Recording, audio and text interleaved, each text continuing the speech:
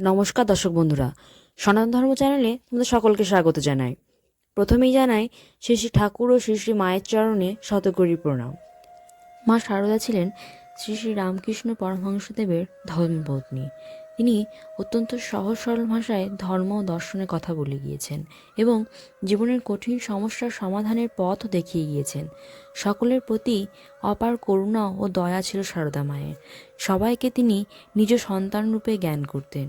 তিনি তার সন্তানরূপী পৃথিবীর সকল মানুষকে উপদেশ দিয়ে গেছেন যে প্রত্যেককে যেন একবার হলেও সৎসঙ্গ করে। এমনই একদিন এক ভক্তকে মা উদাহরণ দিয়ে বললেন যে একবার এক ব্যাধ সাধুর বেশ ধরে পাখি ধরতে গিয়েছিল জঙ্গলে।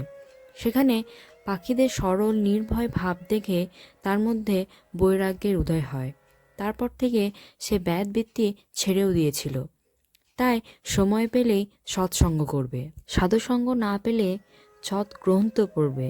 মহাপুরুষদের জীবন নিয়ে আলোচনা করলে চিত্ত শুদ্ধি হয়।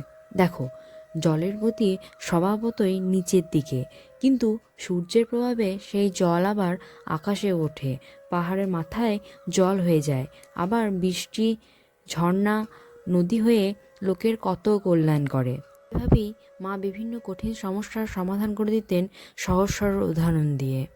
এরকম আরও ভিডিও পেতে চ্যানেলটিকে সাবস্ক্রাইব করে রাখবেন। ভিডিওটি দেখার জন্য ধন্যবাদ।